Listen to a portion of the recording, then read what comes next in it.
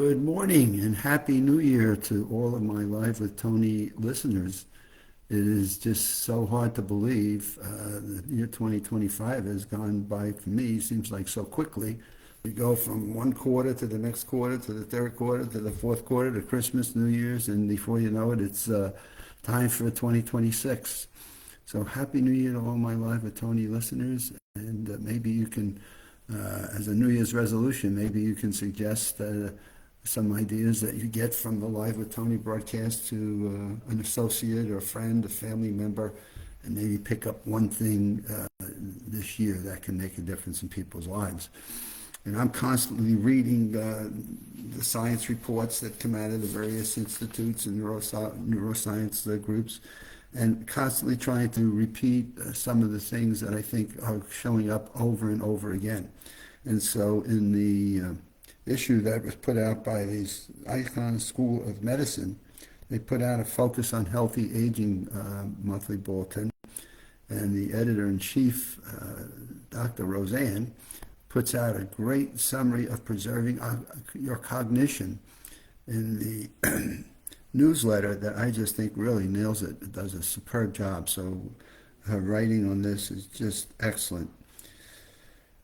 And she comes up with the first fact is most older adults will eventually experience some memory lapses that have that we term senior moments. And the sad part that I find is it's not just seniors that come up with the comments on senior moments.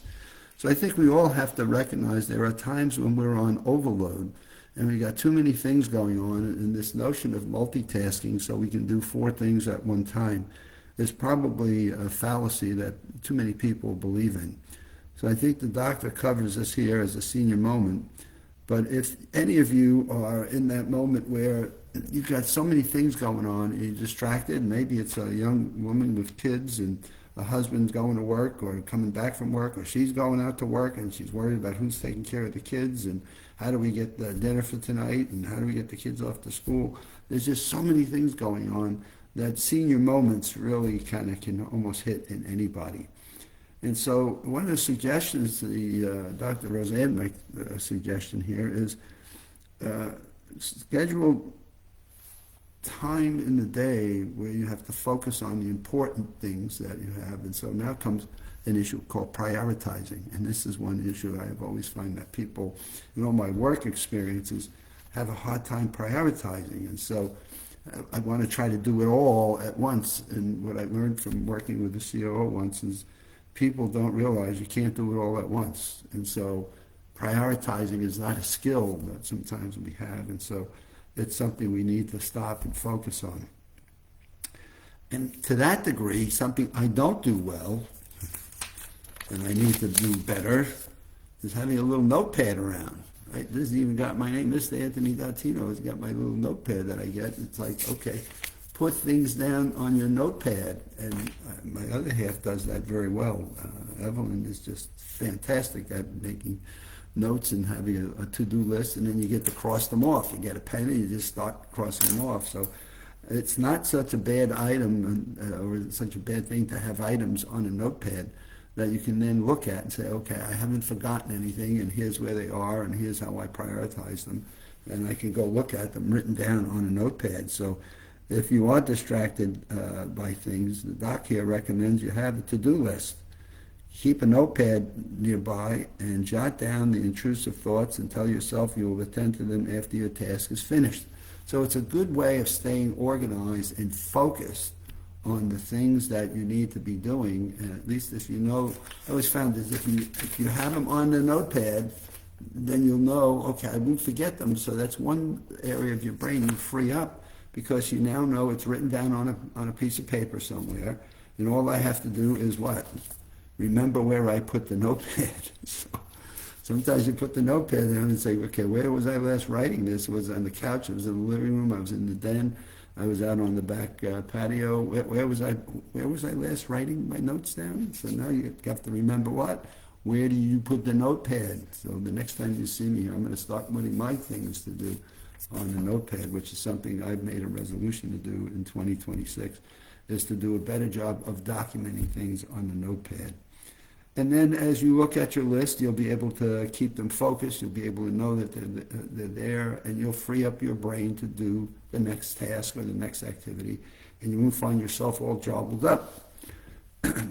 So if the presence of others, now this is another one. If you have kids, you have family members, you have a parent, a mom, dad, friends, so, you're in a social gathering of some sort, and you're thinking of things to do, and you've got people, which we love to have. We talk about the importance of social interactions, and yet sometimes social interactions distract you. Like, how many times might you be in the middle of a conversation, somebody interrupts that, and you go off to that interruption, and then you go back and say, gee, what was I thinking? What was I trying to accomplish? What was I doing?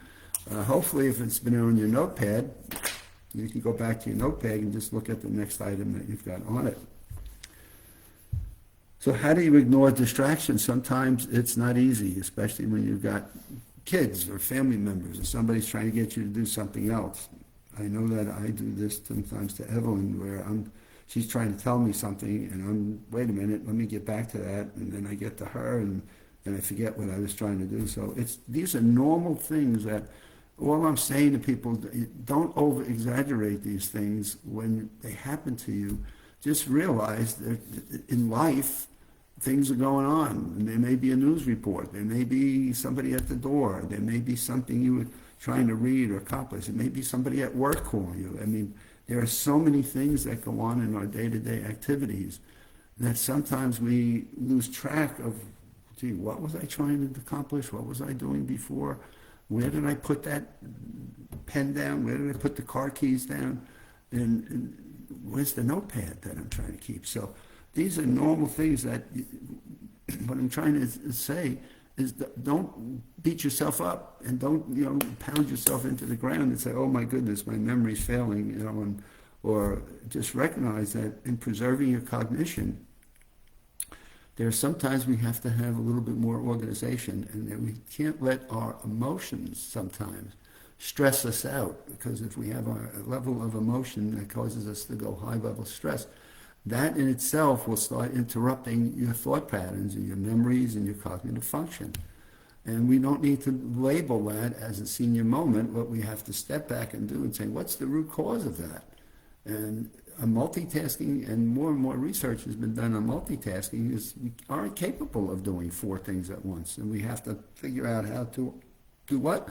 Prioritize them, put them into an order, allow for our own focus time of when we need to get some things done, and then we need to look at our list, accomplish those. We can cross them off the list, and if we have to add something new to it, add it to our list, and then we can pick it up from there.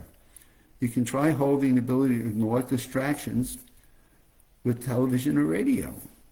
So maybe we're listening to a song on the radio, or listening to a song on a CD. I see people with now earplugs in, right? And they're listening to music or something being broadcast, and then you're trying to talk to them, and they're listening to something else and not hearing a word you're saying. So I've noticed sometimes when talking to people, they've got the plugs in their ears, and I have to step back and say, wait a minute, time out. Can we take those plugs out and have a conversation about something, as opposed to interrupting somebody that's so focused. So you have to give them space to let them finish whatever it was they're listening to that's demanding their immediate attention. Always make a note of appointments on a calendar, and do a daily journal of things that are important to you. And you can put them there, and therefore a journal or a calendar. Say, I have a calendar on the refrigerator and I put appointments on it. So I've learned now, I used to be able to remember appointments and remember my calendar. And all I'm saying, with the distractions and the things going on in life today, sometimes it's better that you just write down and you have a calendar. And so I still have a calendar. My other half is telling me, you know what, you have a calendar on your phone. Use the calendar on your phone, which I'll eventually get to as one of my goals for 2026. So those are just some of the things that I'm just encouraging people not to get over dramatic and not to beat yourself up, but to recognize that life does bring challenges to us and distractions and things that are going on. And sometimes we forget the things that are important to us. And so picking up that notepad and starting to jot things down for this year may not be such a bad idea. and then maybe learning how to use sometimes a new skill, learning technology and how that can help you. And we're off and going. We'll see you back here on Wednesday.